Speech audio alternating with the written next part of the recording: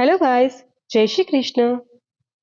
मैं हूं आपकी एजुकेटर माया जी और मैं लेके आई हूं आपके लिए बीएससी थर्ड ईयर इथोलॉजी का एक बहुत ही important topic, concept of evolution of behaviour.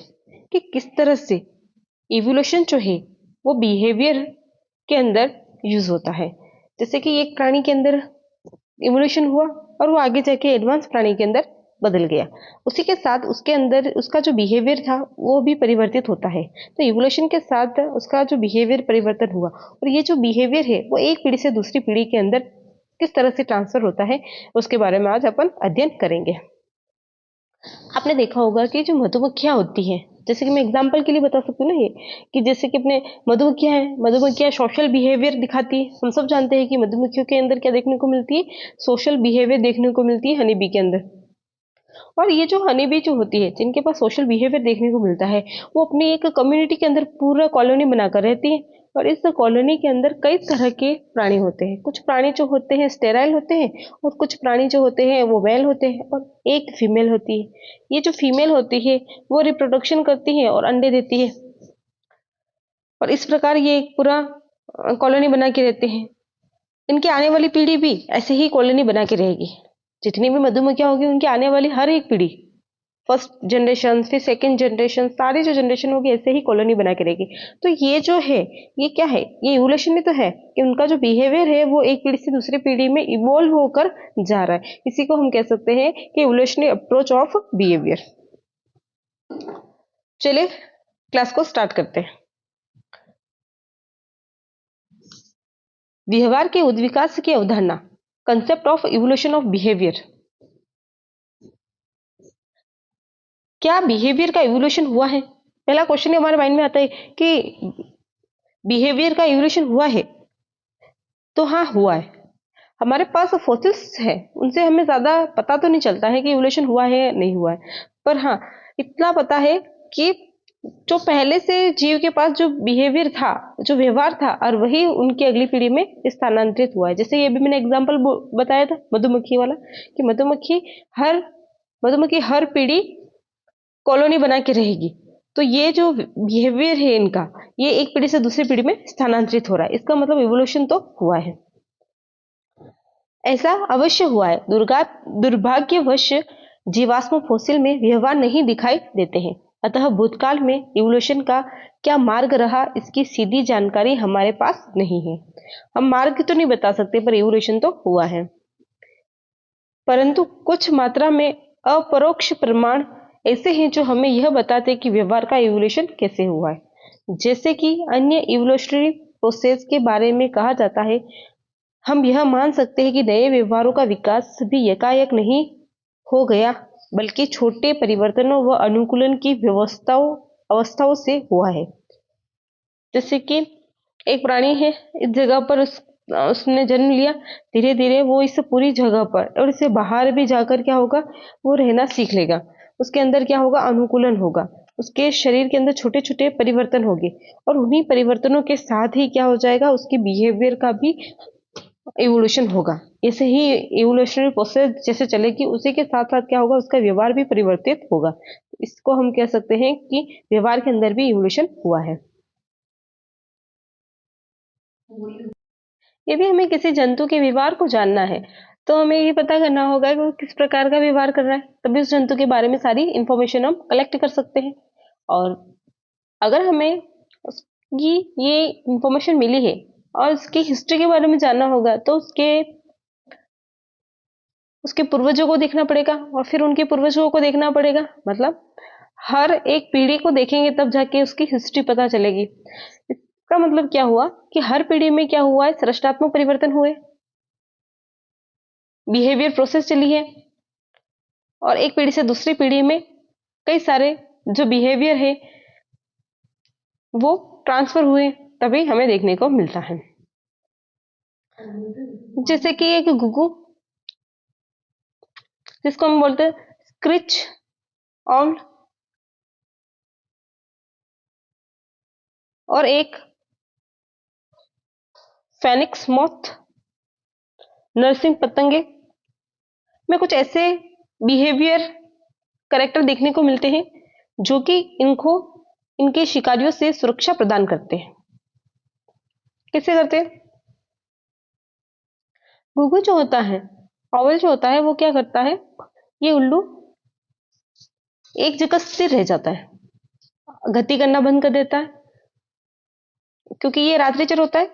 दिन के समय ही ये बाहर निकलता है और जब इसको अपने शिकारी सामने दिखता है तो ये अपने आप को स्थिर कर लेता है, कोई मोशन नहीं करता है, कोई भी मोशन नहीं करता है।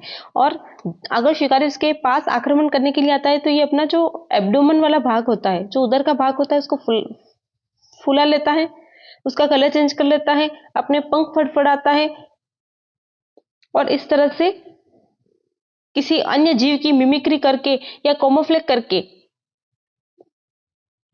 वो शिकारी से बच जाता है। वहीं अगर अपन बात करें कि फिनिक्स मॉथ जो होते हैं वो क्या करते हैं कि ये किसी अन्य जीव की, जैसे कि उल्लू की आंखों के समान, अपने पंखों के ऊपर आंखें बना लेते हैं, जिससे कि जो शिकारी होता है उसको वो भ्रमित हो जाता है और ये बच निकलते हैं। पतंगा जो होता है शिकारी से बच निकलता है, क्योंकि ये अपने पंख फैलाते हैं और पंखों में इस तरह की आंखें होती है कि जैसे कि उल्लू की आंखें हो, और वो जो शिकारी होता है वो भ्रमित हो जाएगा और पतंगा जो होगा वो बच के उससे निकल जाएगा। तो इस प्रकार ये प्राणी जो होते हैं कैमोफ्लेज या मिमिक्री करके अपने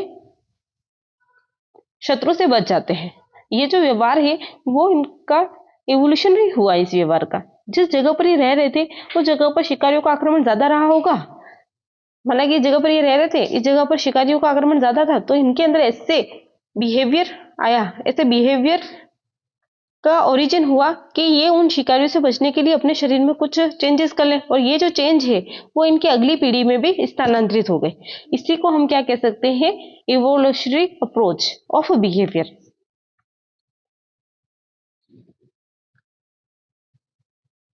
जैसे कि अपन इसको डायग्राम में भी देख सकते हैं, जैसे कि यहाँ पर ये कैमोफ्लेज है कि हम किसी जगह पर, ये देखो ये क्या है, यहाँ पर एक पेड़ की टहनी, अब ये जो जीव है अपनी ही आकृति ले लेता है, इसके जैसे ही अपना रंग आकार कर लेता है। इससे जो शिकारी होगा उसको पता ही नहीं चलेगा कि यहाँ पर कोई है। अगर शिकारी पास में आएगा तो ये अपने अंदर ऐसे कुछ चेंजेस करेगा जिससे कि ये बच जाए। फिर अपन एक और देख लेते हैं कि फिनिक्स मॉथ किस तरह से आंखें पंखों के ऊपर, फिनिक्स मॉथ कैसे आंखें दिखाता है अपने पंखों के ऊपर। जैसे कि मॉथ से इनके ऊपर कई सारे पंखों के ऊपर अलग अलग धब्बे दिखाई दे रहे, इन धब्बों से वो क्या करता है, अपने शिकारी से बचता है। ये देखो मिमिक्री नेचर ऐसा होता है। जैसे कि ये उल्लू की आंखें, और ऐसे कि सेम टू सेम आंखें कहाँ पे बना दी इन्होंने, अपने पंखों पे बना दी। जैसे शिकारी आएगा तो ये अपने आप पंखों को इस तरह से फैला लेंगे और शिकारी को क्या लगेगा कि यहाँ पर उल्लू है, इसलिए इस पतंगे को खाए बिना ही वो चले जाएंगे, और इस तरह से पतंगा जो है बच के निकल जाएगा। चलिए अपने नोट्स में पढ़ लेते हैं क्या है ये। जंतुओं की अनेक पीढ़ियों के दौरान हुए सृष्टात्मक अनुकूलनों व परिमार्जित व्यवहार प्रक्रमों का सम्मिश्रण हमें देखने को मिलता है, जो कि हर जीव को जीने योग्य बनाता है।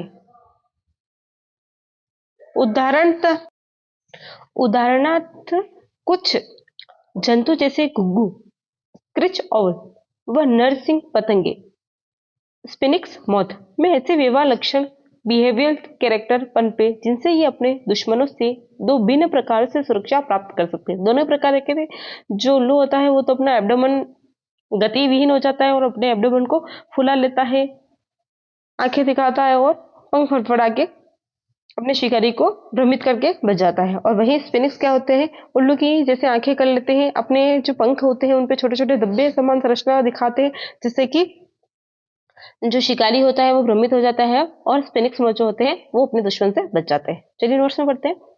दोनों ही जातियां रात्रिचर होती, आउल और मॉथ जो दोनों हैं वो दोनों ही रात को ही चलने वाली प्रजाति होती है तथा दिन के समय बसेरा लेते हैं।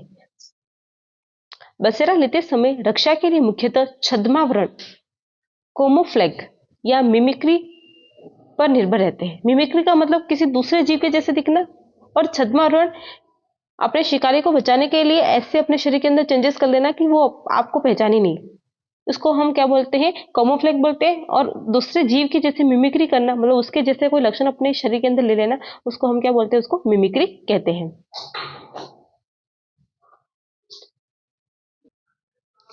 ये गतिहीन मोशनलेस रहते हैं तथा यदि शिकारी इन्हें देख भी ले तो उल्लू एब्डोमेन को फुलाकर, झपट कर और पंख फड़फड़ाकर शिकारी को डराकर भगाने का प्रयास करता है।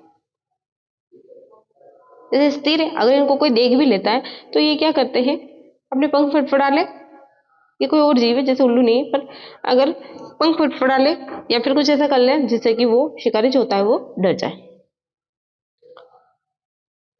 इस फिनिक्स पतंग के पास एक अधिक चालाकी भरी सुरक्षा विधि, इसके पास और भी ज्यादा अधिक चालाकी। ये अपने पंख फैलाकर इनके आंखों जैसे धब्बों को दिखाता है, जो अक्सर आक्रमणकर्ता को हतभम्ब स्टंड कर देता है और पतंगा बच निकलता है। अभी मैंने बताया था वो मिमिक्री कैसे करता है, उल्लू की जैसे आंखें दिखा देता है, जिससे कि जो इसका शिकारी होता है वो भ्रमित हो जाता है और डर जाता है, और ये पतंगा जो है वो बच के निकल जाता है। ये साधारण काय शरीर के निशानों के विकास के साथ व्यवहार के विकास का कदम मिलाकर चलने का एक पुरजोर उदाहरण है। मतलब इनके शरीर पर इस तरह के धब्बे हैं और उनको किस तरह से यूज करना है, ये जो इनका बिहेवियर है वो एक तरह से इवोल्यूशन के साथ चलने जैसा है।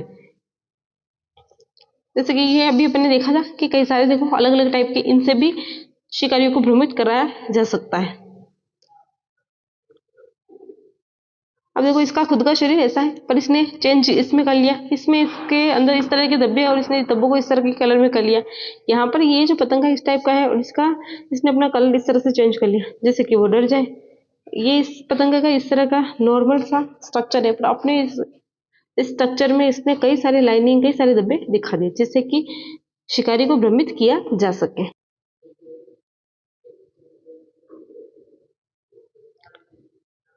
जिन छल्बो कैटरपिलर पर आत्मरक्षा हेतु नेत्र सम आई स्पॉट विकसित हुए हैं, उनमें इन निशानों का पूरा लाभ उठाने के लिए प्रदर्शन व्यवहार भी विकसित हुआ है। मतलब अगर इनके पंखों पर आई स्पॉट्स बने हैं तो ये जो आई स्पॉट्स का यूज कैसे करना है वो भी बिहेवियर इनके अंदर विकसित हुआ है। अनेक कैटरपिलर की त्वचा के वलनों में छिपे हुए नेत्र सम चिन्ह आई स्पॉट होते हैं, जिन्हें ये डराए जाने पर उजागर करते हैं। कुछ जंतु में नीचे की ओर होते हैं तथा इन्हें शरीर पलट कर प्रदर्शित किया जाता है। अगर शरीर के नीचे होते हैं जंतु के तो अपने शरीर को पलट के प्रदर्शित करते हैं, और त्वचा के अंदर छुपे हुए होते हैं तो जैसे ही शत्रु बाहर आता है तभी ये इनको दिखाते हैं। जैसे कि ये देखो इसके अंदर पूरे से आंखें जैसे स्पाइस स्पॉट्स बने हुए ये वाले, और इन स्पॉट्स से ये क्या कर रहा है, जैसे ही शत्रु आता है तब इनको दिखाता है, बाकी नहीं दिखाता है और अपने शत्रु से बच जाता है। कई जंतु शिकारियों के द्वारा खाद्य पदार्थ जैसे दिखाई दिखाई देकर सुरक्षा प्राप्त करते हैं। एक शलभ ट्विंक्स कैटरपिलर में सचमुच टहनी जैसा रंग रूप विकसित हुआ है। एक कैटरपिलर है ट्विंक कैटरपिलर, और उसके अंदर जैसे कि पौधे का स्टेम होता है, उस स्टेम के जैसा रंग रूप उसके अंदर विकसित हो चुका है। तो शिकारी जो होता है उसको लगता है कि प्लांट का स्टेम है, इसलिए वो उसको नुकसान नहीं पहुंचाता है। अब जब तक वो हिलेगा डुलेगा नहीं तब तक तो शिकारी धोखे में ही रहेगा। जैसे वो हिलेगा डुलेगा तो पता चल जाएगा कि ये पतंगा है या फिर शलभ है। जब तक यह हिलेगा नहीं शिकार धोखे में रहेगा और इसे खाया नहीं जाएगा।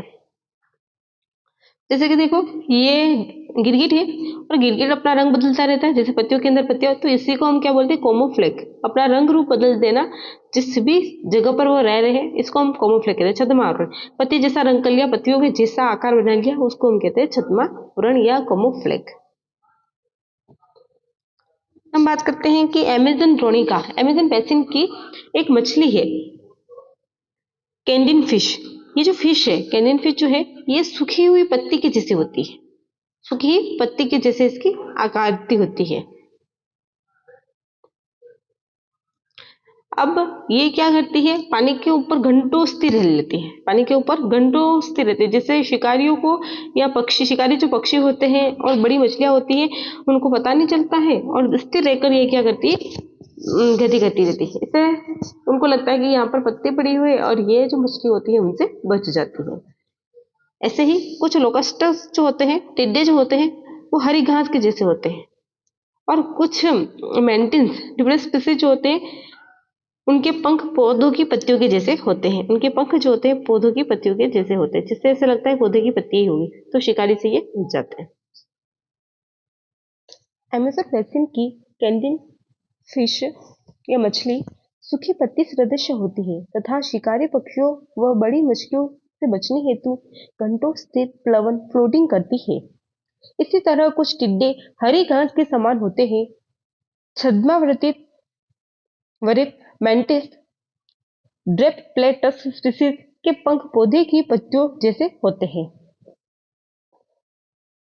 ड्रेप्लेटस स्पीसीज के पंख जो होते हैं पत्तियों के समान होते हैं। दो निकट संबंधी जातियों की तुलना करना इवोल्यूशन के अध्ययन में शामिल होते हैं। जैसे कि ये प्राणी है और ये प्राणी है, ये दोनों एक दूसरे से क्या है, संबंधित है, थोड़े बहुत इनकी जाति जो है एक दूसरे से संबंधित है, और इनकी तुलना अपन करें कि इनके अंदर अलग व्यवहार है, उनके अंदर अलग व्यवहार है, तो इसको हम इवोल्यूशन के अंदर रख सकते हैं। अपने ये समझना आसान नहीं है कि मधुमक्खी जो होती है, जो हनी बी होती है, वो किस तरह से सोशल ऑर्गेनाइजेशन में रहती है, सोशल बिहेवियर दिखाती है। इनका जो व्यवहार होता है वो बहुत ही ज्यादा कॉम्प्लेक्स होता है। इस इतने कॉम्प्लेक्स बिहेवियर को समझने के लिए कार्ल वॉन फ्रिश नामक एक वैज्ञानिक थे। इन्होंने मधुमक्खियों की जातियों पर अध्ययन किए और उन्होंने इनके एकाकी पूर्वज सोलिटरी एंस्टल्स को ध्यानपूर्वक उनका अध्ययन किया और उन्होंने पाया कि ये एक कॉलोनी में रहने के लिए कई सारे व्यवहार को प्रदर्शित करती है।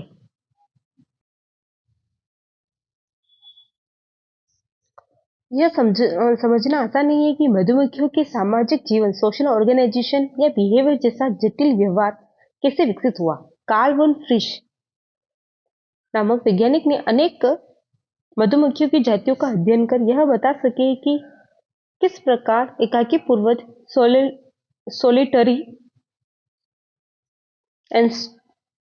एंसेस्टर्स से अनेक मध्यस्थ अवस्थाओं से होते हुए छत्ते का सामाजिक जीवन बन पाए।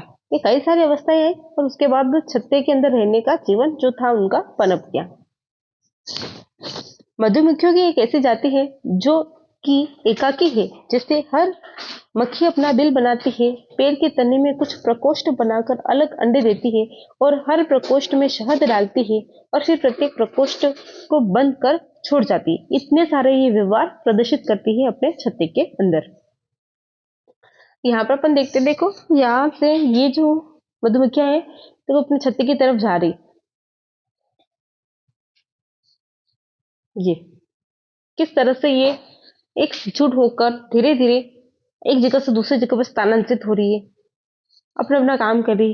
इस काम को करते हुए ये अपनी जान भी न्यौछावर कर देती है कई बार।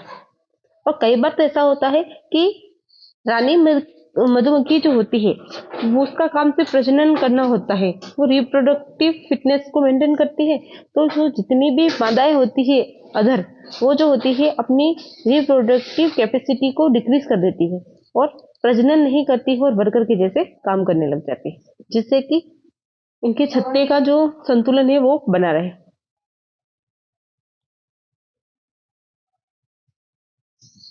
एक अन्य जाति में अंडे से मधुमक्खियों के बाहर आने तक मादा अंडे दे रही होती है और कुछ नवजात माता के जाने से पूर्व उसकी सहायता करते हैं। भोरे जो भवरे होते हैं ना उनके, बम्बल बी में ऐसी मक्खियां जो माता की सहायता करती है वह कम प्रजनन क्षमता, less restrictive capacity, rest sorry less reproductive capacity रखती है, लेस रिप्रोडक्टिव कैपेसिटी रखती है। यहाँ पर क्या है, रिप्रोडक्टिव की कैपेसिटी रखती है, बहुत कम कैपेसिटी वो रखती है प्रजनन की। ताकि जो होती है एक माता जो होती है वही अंडे देती रहे। मतलब इनसे, जैसे कि ये एक मधुमक्खी है और ये भौरा मधुमक्खी, ये क्या करता है, इसकी जो रानी मधुमक्खी है वो क्या दे रही है, जो क्वीन है वो क्या दे रही है, अंडे दे रही है। अब ये क्वीन जब अंडे दे रही है तो इसके अंदर बहुत सारे अंडे होते हैं। कुछ अंडे जो होते हैं वो मेल होंगे और कुछ अंडे जो होंगे वो क्या बनेंगे, फीमेल बनेंगे। और ये जो फीमेल है ये अपनी जो रिप्रोडक्टिव कैपेसिटी है इसको क्या कर देती है, लेस कर देती है। इससे क्या होता है, ये अपनी माँ को सहायता करती है कि यही से पड़ते दे, ताकि इनकी जो कॉलोनी है इसका क्या हो जाए, बैलेंस बना रहे, कॉलोनी का क्या रहे, बैलेंस बना रहे, और सारे अंडों को अच्छी तरह से पोषण मिले और सब इनकी कॉलोनी के अंदर व्यवस्थित व्यवस्थित व्यवस्था बनी रहे। इसके लिए ये अपनी रिप्रोडक्टिव कैपेसिटी को कम कर देती है। अगर अधिक अंडे होंगे और सब सब फीमेल्स अंडे देने लग जाएगी तो अंडे बहुत सारे हो जाएंगे। इतने सारे अंडों को रखने के लिए छत्ते के अंदर जगह नहीं पाई जाएगी और फिर क्या बढ़ जाएगा, कंपटीशन बढ़ जाएगा। और कंपटीशन होगा तो क्या होगा, क्या होगा, इनका जो कॉलोनी है वो क्या हो जाएगी, भ्रष्ट हो जाएगी, नष्ट हो जाएगी या फिर खत्म हो जाएगी। इसलिए क्या करते हैं, अपने छत्ते को बचा के रखने के लिए, अपनी कॉलोनी को बचा के रखने के लिए अपनी जो रिप्रोडक्टिव कैपेसिटी होती है उसको कम कर देते हैं। एक जाति ऐसी है जिसमें माता अंडे देती है जिससे निकली मक्खियां बन स्टेराइल होती है। अभी हमने बोला था कि रिप्रोडक्टिव जो कैपेसिटी होती है उसको कम कर दे, ये खुद जो मादा मधुमक्खियां होती है वो स्टेराइल हो जाए और सब माता के साथ रहकर एक जटिल सामाजिक समूह बनाती है। अब यह सभी मानते हैं कि समस्त प्रकार के व्यवहार जो सीखे या पूर्व नियत जन्मजात हो, व्यष्टि के लाभ के लिए होते हैं। कोई सा भी व्यवहार हो जो या तो उसको सीखा गया हो या फिर वो जन्म से ही मिला हो, वो व्यष्टि के लाभ के लिए होता है, उसके पूरे समुदाय के लिए लाभ होता है। दूसरे शब्दों में किसी जंतु में जो भी व्यवहार प्रदर्शित किया जाए उसका सीधा लाभ होता है। अगर कोई जंतु कोई भी व्यवहार प्रदर्शित कर रहा है तो उसका कुछ ना कुछ तो उनको लाभ मिलेगा ही मिलेगा। इवोल्यूशन के अर्थों में सभी जंतु आनुवंशिक उपयोगिता, जेनेटिक फिटनेस बढ़ाने हेतु व्यवहार प्रदर्शित करते हैं। ये अपनी जेनेटिक फिटनेस को बढ़ाने के लिए ही व्यवहार को प्रदर्शित करते हैं। इससे उत्पन्न संतानों व प्रजनन की आयु तक जीवित रहने वाली संभावित संख्या से व्यक्त किया जाता है। अगर इनके जो बच्चे हैं और वो कितने समय तक जीते हैं और वो कितने प्रजनन योग्य होते हैं, इसकी जो संख्या है, इनके जीवित रहने वाले की जितनी संख्या है उसके आधार पर हम बता सकते हैं कि इसकी जेनेटिक फिटनेस इतनी है। माना कि जैसे कि ये मधुमक्खी है या फिर कोई भौरा है, इसकी जितनी भी प्रजातियां है उसमें से कितनी प्रजातियां प्रजनन क्षम होने तक जीवित रहती है, उसके आधार पर हम बता सकते हैं कि ये जेनेटिकली फिट है या नहीं है।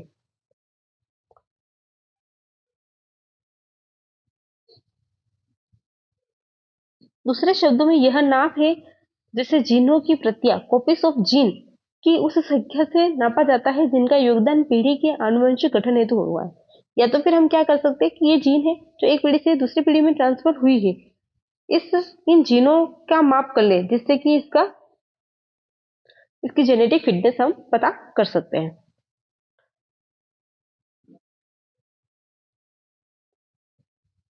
जंतु अपने ही समूह या गोत्र क्लेन के अन्य सदस्यों से निरपेक्ष अपनी ही उपयोगिता बढ़ाने हेतु व्यवहार करते हैं।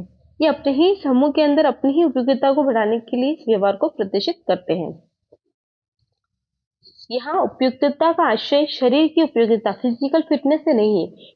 कोई जंतु यदि शारीरिक दृष्टि से उपयुक्त हो परंतु वह संतानों के रूप में जीन न छोड़े तो उसे उद्विकासी विफलता, इवोल्यूशनरी फ्लॉप ही कहा जाएगा। एक टर्म आया है इवोल्यूशनरी फ्लॉप, 2 नंबर के क्वेश्चन में पार्ट ए के अंदर पूछा जा सकता है कि इवोल्यूशनरी फ्लॉप क्या होता है, उद्विकासी विफलता क्या होती है। तो अगर ये कोई प्राणी है, ये फिजिकल रूप से फिटनेस है तो कोई फर्क नहीं पड़ता, और ये फिजिकल रूप से फिटनेस है तब भी कोई फर्क नहीं पड़ता, पर इसकी जो संतान है उसके अंदर ये अपने कितने जीन ट्रांसफर कर रहा है उस उससे पता चलता है कि ये इवोल्यूशनरी रूप से ही फिट है या नहीं। अगर ये अपने संतान के अंदर कोई जीन ट्रांसफर नहीं कर पाता है तो इसको हम क्या कह सकते हैं, इवोल्यूशनरी फ्लॉप कह सकते हैं। जीव का शारीरिक रूप से फिटनेस होना या फिजिकल फिटनेस होना या ना होना ये जरूरी नहीं है, परंतु अगर वो अपने संतानों के अंदर कोई जीन ट्रांसफर नहीं करता है तो इसे इवोल्यूशनरी फ्लॉप कहते हैं। इसका आशय यह है कि एक मनु को इसी प्रकार व्यवहार करना चाहिए कि वह अपनी प्रजनन सफलता रिप्रोडक्टिव सक्सेस को अधिकतम कर सके। उनको व्यवहार ऐसे करना होता है कि वो अपनी जो रिप्रोडक्टिव सक्सेस होती है उसको बढ़ा सके। इस प्रकार सब व्यष्टि स्वार्थी सेल्फिश होनी चाहिए, उन्हें सिर्फ अपने से ही सरोकार होना चाहिए, परंतु ऐसा नहीं होता है। ये सेल्फिश कभी हो ही नहीं सकती।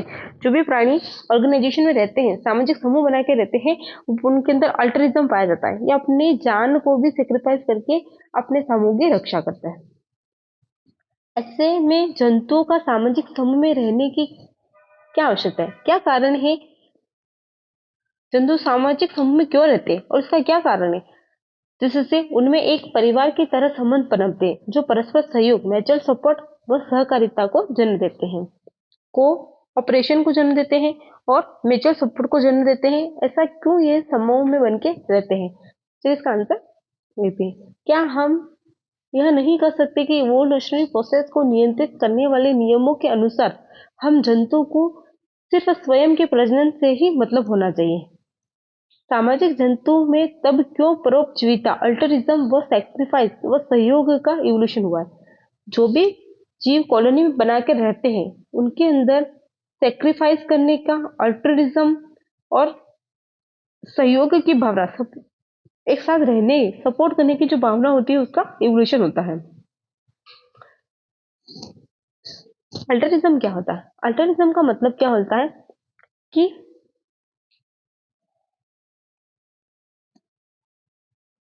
अल्टरिज्म का मतलब क्या होता है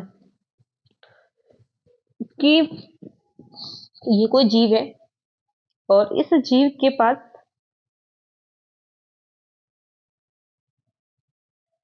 अपनी खुद की कॉलोनी, इतनी बड़ी कॉलोनी, इसमें कई सारे ऐसे जीव, इनमें से कुछ जो प्राणी होते हैं वो शिकारी के सामने आ जाते हैं और अपने प्राणों का न्यौछावर कर देते हैं ताकि ये जो इनकी कॉलोनी है वो बच जाए। इस कॉलोनी को वो बचा ले इसलिए अपने आप को वो खत्म कर लेते हैं शिकारी के सामने जाके। तो इससे कहते हैं हम अल्टरिज्म, कि अपनी जाति को बचाने के लिए, अपने जीवों के समूह को बचाने के लिए खुद का त्याग कर देते हैं, उसको अल्टरिज्म कहते हैं। और ये बिना किसी कॉस्ट के करते हैं, इस त्याग का इनको कुछ भी नहीं मिलता है। इसे हम कहते हैं अल्टरिज्म, या फिर इसी को हम क्या कहते हैं, सेक्रीफाइस। जब एक जंतु अपनी कीमत पर अपने सहजातीय के प्रजनन अवसरों में सहायता करता है तो बांट लेने से लेकर अपनी जान तक की परवाह न कर दूसरे की रक्षा करने तक के सभी कृत्य करता है। मतलब इससे व्यवहार करता है जिससे कि वो दूसरे की जान बचा ले और अपनी जान की भी परवाह नहीं करते। इसे कहते हैं परोपकारिता या अल्टरिज्म कहते हैं। परोपकारिता में भोजन कम होने के अवसर पर भोजन भी शामिल है। अगर मान लो कि पूरी कॉलोनी है और यहाँ पर बहुत सारे जीव जंतु है और भोजन की संख्या कम है, तो ये जो प्राणी होता है वो खुद भोजन नहीं करता है और भी कम पड़ता है तो ये अपने आप को भी, अपने समूह को बोलते हैं कि मुझे ये खा लो जिससे कि तुम्हारा पेट भर जाएगा, तुम बच जाओगे, और अपनी जान को ये सेक्रीफाइस कर लेते हैं। तो भोजन की कमी होने पर भी ये अल्टरिज्म दिखाते हैं। जैसे कि बंदर अपनी कॉलोनी में रहते हैं, बंदरों का समूह अगर कहीं जाता है तो आगे जाकर एक जो बंदर होता है वो आगे की तरफ चलता है और देखता है कि शिकारी अगर आ रहा है तो जो अपने पीछे की जो फैमिली होती है उसको बचाने के लिए शिकारी का ध्यान अपनी ओर आकर्षित करता है, ऐसी आवाजें निकालता है जिससे कि शिकारी इसको आए, उसको खा जाए, इसको खत्म कर दे और बाकी इसका जो समूह होता है, इसका जो ग्रुप होता है वो बच जाए। जैसे यहाँ ये जो स्क्वायर है ये अपने समूह को भोजन, जो स्क्वायर है ये अपने समूह के लोगों को भोजन करा रही है और ध्यान रख रही है शिकारी का। अगर यहाँ पे शिकारी आएगा तो ये अपनी जान को न्यौछावर कर देगी और इनको बचा लेगी। तो ये है इसी व्यवहार को, इसी बिहेवियर को अल्टरिज्म कहते हैं। क्यों कुछ मधुमक्खियां छत्ते की बहनों की रक्षा के लिए आत्मघाती आक्रमण कर अपनी जान निछावर कर देती है। जब मधुमक्खी के छत्ते पर कुछ खतरा होता है तो कुछ मधुमक्खियां जो होती हैं अपनी जान को खतरे में डालकर अपने आप को मारकर अपनी कॉलोनी, अपने छत्ते को बचा लेती है। गिलहरियां, हिरन और कुछ बंदर भी बाजों व कुछ शिकारी मांस भक्षकों की उपस्थिति की सूचना मित्रों को देते हैं, पर इस तरह शिकारियों का ध्यान अपनी ओर खींच लेने से जोखिम उठाते हैं। अभी मैंने बताया था कि बंदर, गिलहरियां शिकारी से बचाने के लिए अपने मित्रों को अपनी और शिकारी का ध्यान खींचकर खुद सेक्रीफाइस हो जाते हैं। इस तरह कोई कोई तो कारण होना चाहिए कि जिनके अंतर्गत परोपकारी व्यवहार लाभकारी हो। जंतु जगत में अधिकांश परोपकारी व्यवहार की उत्पत्ति का सूत्र ऐसे व्यवहार में से मिलता है जहां ऐसे व्यवहार जंतु अपने खून के रिश्ते वाले संबंधियों के लिए प्रदर्शित करते हैं, मतलब जिन ब्लड रिलेशन के लिए ही प्रदर्शित करते हैं। अपने ही समूह, अपनी ही प्रजाति के लिए अल्टरुइज्म किया जा सकता है। हाथी व सिंह के बच्चे को चांचियां बचाती व पालती है। जंतु उन उन जंतुओं के प्रति परोपकारी व्यवहार अल्टरिज्म बिहेवियर दर्शाते हैं जो कि एक से पूर्वज के कारण बहुत से जीनों या आनुवंशिक इकाइयों की भागीदारी दर्शाते हैं। मतलब वो उन्हीं के लिए अपने ही सदस्य, इनके अंदर अपने ही जीन प्रदर्शित कर रहे हैं, उन सदस्यों को बचाने के लिए ही ये अल्टरिज्म दर्शाते हैं। उदाहरणतः एक व्यक्ति अपने दो सगे भाइयों की जान बचाने हेतु अपनी जान गंवाने को तैयार हो सकता है, परंतु अन्य तीन अनजान व्यक्तियों की रक्षा के लिए वह ऐसा नहीं करेगा। एग्जाम्पल के हम कह सकते हैं कि दो सगे भाई है, तो उनको बचाने के लिए तीसरा भाई अपनी जान न्यौछावर कर सकता है, पर अगर उसके सगे भाई नहीं होंगे तो वैसा नहीं करेगा। ऐसे आजकल तो कोई भी सगा भाई जान बचाने के लिए ऐसा नहीं करता है, पर एग्जाम्पल के लिए अपन मान सकते हैं इसको। परोपकारी व्यवहार अल्टरिज्म बिहेवियर को बंधु चयन किन सिलेक्शन के आधार पर समझा जा सकता है। किन सिलेक्शन क्या होता है? किन सिलेक्शन का मतलब क्या होता है? अपने ही समूह जो होते हैं उसमें कुछ सदस्य अपनी रिप्रोडक्टिव फिटनेस को कम कर देते हैं, ताकि अपने अंदर जो एक प्राणी होता है, एक जंतु होता है अपने समूह का, वो जो जंतु होता है वो रिप्रोडक्टिव रूप से फिटनेस रहे और अंडे देता रहे, जिससे कि उनके जो समूह है उसमें उनका जो समूह है उसमें रिप्रोडक्शन फिटनेस बनी रहे, रिप्रोडक्टिव सक्सेस बने रहे। अपनी रिप्रोडक्टिव कैपेसिटी का त्याग करना, रिप्रोडक्टिव कैपेसिटी का त्याग करना ही क्या कहलाता है? किन सिलेक्शन कहलाता है। ये मधुमक्खियों के अंदर देखने को मिलता है। किन सिलेक्शन जिसमें व्यक्ति अपने प्रजनन क्षमता, रिप्रोडक्टिव फिटनेस को उन बंधुओं या रिश्तेदारों की सहायता हेतु बलिदान कर देते हैं जो कुछ मात्रा में उस जैसे ही जीन रखते हो। दूसरे शब्दों में उन्हीं जीनों की बढ़ोतरी होनी चाहिए, चाहे यह रिश्तेदारों या बंधु बांधवों की सहायता से हो। मतलब अपने जीनों को बढ़ाना है, परंतु उन्हीं जीन की ट्रांसफर बार बार होना चाहिए, चाहे उसके लिए खुद की ही फिटनेस को कम क्यों ना कर दे। आवश्यकता के समय सहयोग उसी प्रकार का है जैसा तुम मेरी पीठ खुजाओ और मैं तुम्हारी, या इस समय तुम मेरी सहायता करो, जब कभी तुम्हें आवश्यकता होगी मैं तुम्हारी सहायता करूंगा। इनके अंदर ऐसा होता है कि तुम मेरी सहायता कर लो, अगर टाइम आया और तुम्हें मेरी सहायता की जरूरत हुई तो मैं भी तुम्हारी सहायता करूंगा, और उससे पहले अगर तुमने अपने प्राण त्याग दिए तो फिर तो कुछ नहीं हो सकता। यही क्या है? अल्टरिज्म। और यही क्या है? In selection. इस तरह जीनों की रक्षा होती है। ऐसे जीव विरल ही है जिनमें किसी न किसी प्रकार की सामाजिक प्रवृत्ति ना हो। इस संसार में जितने भी जीव है उनमें कोई ना कोई तो सामाजिक प्रवृत्ति पाई ही जाती है, चाहे चाहे वो कितना ही विरल क्यों ना हो।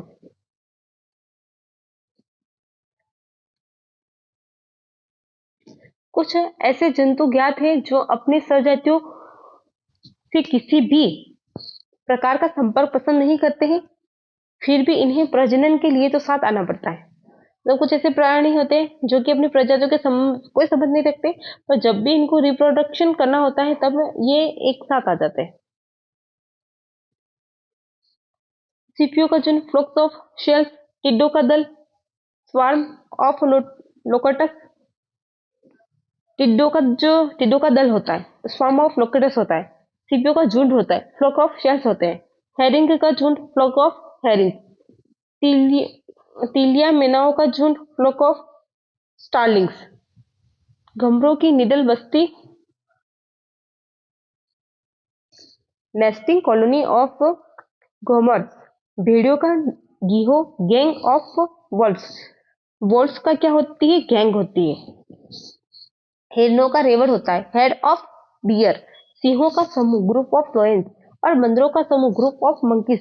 सामाजिक प्रवृत्तियों के कुछ उदाहरण। इन सब प्राणियों के अंदर सामाजिक प्रवृत्ति देखने को मिलती है, इसलिए ये क्या है, अपने अपने ग्रुप के अंदर रहते हैं और इनके अपने अपने ग्रुप को अलग है। जैसे हिरण का जो ग्रुप होता है उसको हेड कहते हैं। भेड़िए का जो ग्रुप होता है उसको गिहो या गैंग के नाम से जानते हैं, walls of gang, gang of walls. और सिंहों का जो तो ग्रुप ऑफ लायंस होता है। उसके अलावा फोल्क, जिनके भी झुंड में पाए जाते हैं उनको फोल्क कहते हैं, इनका फोल्क पाया जाता है। इस तरह से ये अपने अपने समूह के अंदर रहते हैं कॉलोनी के साथ। सामाजिक इतर व्यवहारों